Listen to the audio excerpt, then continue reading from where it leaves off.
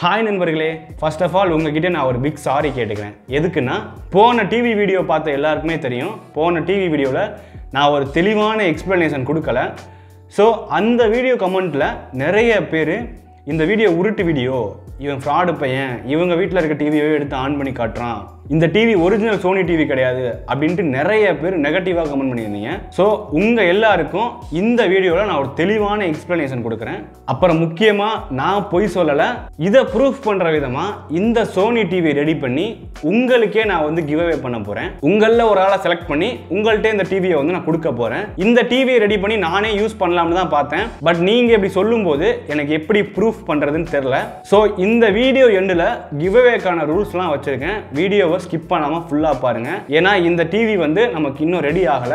போன வீடியோவோட கண்டினியூட்டி தான் இந்த வீடியோ. ஸோ இந்த வீடியோவை கொஞ்சம் ஸ்கிப் பண்ணாம ஃபுல்லா பாருங்க. நான் உங்கள்கிட்ட பொய் சொல்லணும்னு நினைச்சிருந்தேன்னா நம்ம சேனல்ல இப்படி ஒரு வீடியோ வந்திருக்காது. வீடியோக்குள்ள போறதுக்கு முன்னாடி நான் யாரு, நான் என்ன பண்றேன்னு உங்கள்கிட்ட சொல்லிடுறேன். நான் தயாநிதி. என்னோட சொந்த ஊர் பொன்னமராவதி பக்கத்துல மூலங்குடின்னு ஒரு கிராமம். எனக்கு ஏஜ் 19 தான். BSc computer science second year போயிட்டு இருக்கேன். நான் படிக்கிறதுக்கும் யூடியூப்ல போடுற வீடியோவுக்கும் எந்த சம்மந்தமும் கிடையாது. ஆனா எனக்கு இந்த விஷயம் ரொம்ப பிடிச்சிருக்கு. சோ நான் இதை பண்றேன். இப்ப வாங்க நேரா வீடியோக்குள்ள போயிடலாம். போன வீடியோ பார்த்த எல்லாருக்குமே தெரியும், பழைய இரும்பு கடையில இருந்து 2 டிவி எடுத்து வந்திருப்போம். சோ அதுல ஒரு டிவில பவர் சப்ளை கம்ப்ளைண்ட். சோ அதை கொஞ்சம் பொறுமையா பண்ணலாம்ட்டு ஓரமா வச்சாச்சு. இன்னொரு டிவி தான் இந்த சோனி டிவி. இதை நம்ம போட்டு ஆன் பண்ணி பார்க்கல நமக்கு வேலை செஞ்சது. பட் 3 தடவை வந்து ஆன் ஆகி ஆஃப் ஆச்சு. 6 டைம் வந்து ரெட் லைட் வந்து பிளிங்க் ஆச்சு. இதை நான் எப்படி ஒரிஜினல் சோனி டிவின்னு கண்டுபிடிச்சேன்னா, முக்கியமா இந்த ரெட் லைட் பிளிங்க் ஆகக்கூடியது ஒரிஜினல் சோனி டிவியில் மட்டும்தான் ரெட் லைட் பிளிங்க் ஆகி எரரை காமிச்சு கொடுக்கும். டூப்ளிகேட்ல வந்து இந்த ஒரு விஷயமே கிடையாது. ரெண்டாவது விஷயம், இந்த டிவியில் உள்ள ஸ்பீக்கர்ஸ். இதை நான் யூஸ் பண்ணது வரைக்கும் இதில் உள்ள ஸ்பீக்கர்ஸ் வந்து தாறுமாறா இருக்கு. இதுவே டூப்ளிகேட்டா இருந்தா மேக்ஸிமம் வால்யூம் வச்சு கேட்கும்போது ஸ்பீக்கர் கிரியிற மாதிரி ஒரு கரன்னு ஒரு சவுண்ட் வரும். பட் இதுல வந்து ஸ்பீக்கர் தாறுமாறா இருந்தது. சீரியல் நம்பர் வச்சும் செக் பண்ணேன். சீரியல் நம்பர் வச்சு பார்க்கும்போது இது ஒரிஜினல் சோனி டிவி தான். கடைசியாக அந்த சோனிங்கிற எம்பளம் லைட்டாக டச் பண்ணி பார்த்தோம்னா பம்பாக இருக்குது நமக்கு நல்லாவே தெரியும். இதுவே டூப்ளிகேட்டாக இருந்தால் இது வந்து பேப்பர் மாதிரி ரொம்ப மெல்லிஸாக இருக்கும். பட் இதில் வந்து நமக்கு நல்லாவே டிஃப்ரென்ஸ் தெரியுது. இதெல்லாம் வச்சு தான் அந்த டிவியை ஒரிஜினல் சோனின்னு கன்ஃபார்ம் பண்ணேன். இந்த சோனி டிவியில் கம்ப்ளைண்ட்டே வேறு. பட் நான் இதை என்ன பண்ணேன்னா, மதர் போர்டில் பெட்ரோல் போட்டு லைட்டாக தொடச்சிட்டு போட்டால் ஒருவேளை வேலை செய்யும் அப்படின்ட்டு மதர் போர்டை கலட்டி பெட்ரோல் போட்டு தொடச்சிட்டு போட்டேன். இதை நான் சின்ன வயசில் ட்ரை பண்ணியிருக்கேன். ஸோ எதுவும் லக்கில் வேலை செய்யலாம் அப்படின்ட்டு பெட்ரோல் போட்டு தொடச்சிட்டு போட்டேன். என்னோட லக்கா என்னன்னு தெரில, நான் நினச்ச மாதிரியே டிவி ஆன் ஆகிடுச்சு, வேலை செஞ்சுது. பட் அது வந்து நீண்ட நேரத்துக்கு வரல. ஜஸ்ட்டு 2 நாள் தான் டிவி வேலை செஞ்சுது. 3ஆவது நாள் காலையில் டிவி ஆன் பண்ணேன். ஒரு 10 நிமிஷம் டிவி நல்லா ஓடிச்சு. அப்புறம் மறுபடியும் சேம் ப்ராப்ளம் திரும்ப வந்துச்சு. டிவி ஆஃப் ஆகிட்டு ஆன் ஆச்சு. ஸோ நான் இதை பற்றி கொஞ்சம் கூகுளில் ரிசர்ச் பண்ண ஆரம்பித்தேன். அப்படி தேடுனதில் கிடைச்சது தான் இந்த ரெட் லைட் பிளிங்க் ஆகுது. இந்த ரெட் லைட் பிளிங்க் ஆகுறது கம்ப்ளைண்ட்டை நம்ம கிட்ட சொல்கிற மாதிரி அர்த்தம். ஒவ்வொரு கவுண்டிங்க்கும் ஒவ்வொரு கம்ப்ளைண்ட் இருக்குது. 2 டைம் பிளிங்க் ஆன ஒரு கம்ப்ளைண்ட், 4 டைம் பிளிங்க் ஆன ஒரு கம்ப்ளைண்ட், 6 டைம் பிளிங்க் ஆன ஒரு கம்ப்ளைண்ட், இப்படின்னு டிஃப்ரெண்ட் டைப்ஸ் ஆஃப் கம்ப்ளைண்ட் வரும் சோனி டிவியை பொறுத்த வரைக்கும்.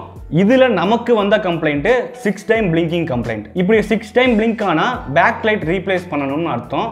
பட் இங்கே நமக்கு பேக் லைட் வந்து நல்ல கண்டிஷனில் இருக்குது. எப்படி சொல்கிறேன்னா, 2 நாள் வந்து நமக்கு டிவி நல்லா ஓடிச்சு இல்லையா, அதை வச்சு தான் சொல்கிறேன்.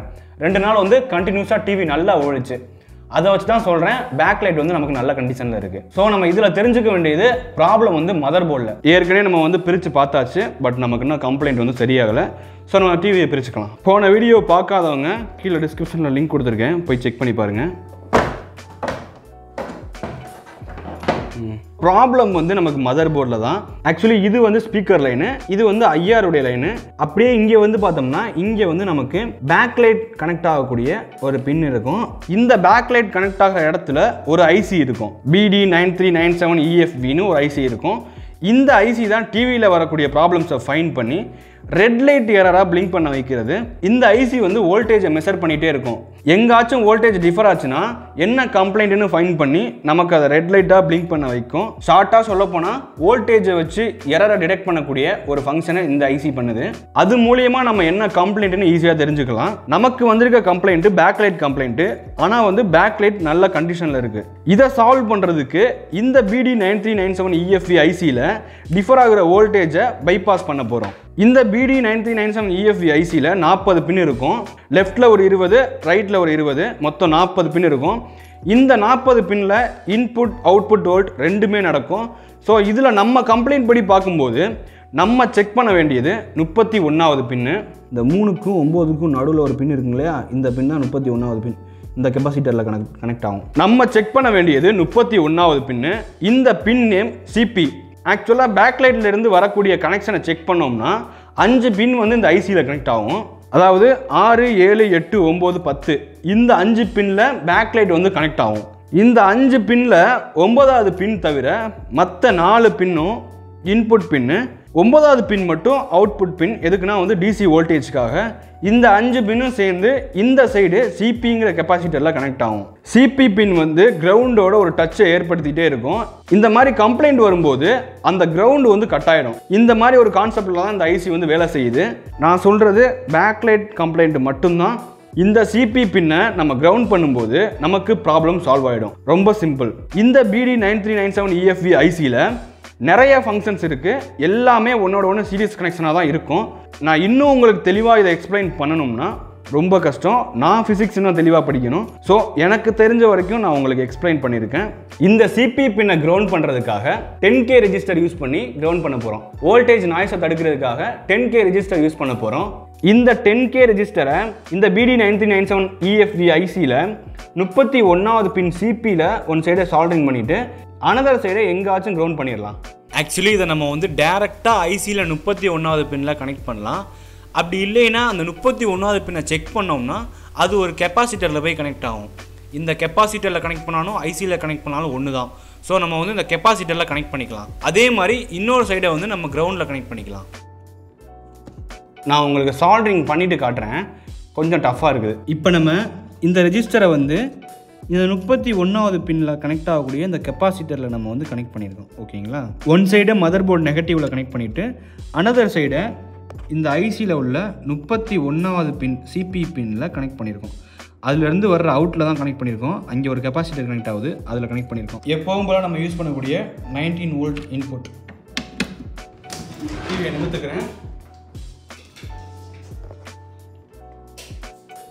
பாருங்கள், சுவிட்ச் ஆன் பண்ணிட்டேங்க. தெரியுதா? டிவி ஆன் ஆகுது.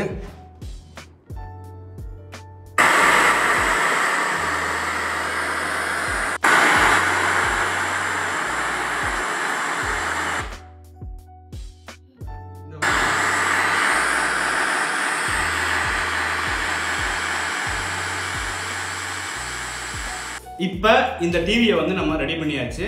நான் சொன்ன மாதிரியே நம்ம வந்து பின்னாடியே அந்த ஐசியில் பைபாஸ் பண்ணுவோம். இப்போ நமக்கு வந்து இந்த கம்ப்ளைண்ட் சரியாயிடுச்சு. இப்போ நமக்கு ப்ராப்ளம் சால்வ்டு. நான் இந்த 2 டிவியையும் அந்த பழைய இரும்பு கடையிலேருந்து 550 ரூபாய்க்கு வாங்கிட்டு வந்தேன். இந்த டிவியோட ஓனர் வந்து இந்த கம்ப்ளைண்ட்டுக்காக சர்வீஸ் சென்டரில் கொடுத்து கேட்டிருப்பாங்க. கண்டிப்பாக பேக் லைட் ரீப்ளேஸ் பண்ணணும், 5000லேருந்து 10,000 வரைக்கும் செலவாகும் அப்படின்னு கண்டிப்பாக சொல்லியிருப்பாங்க.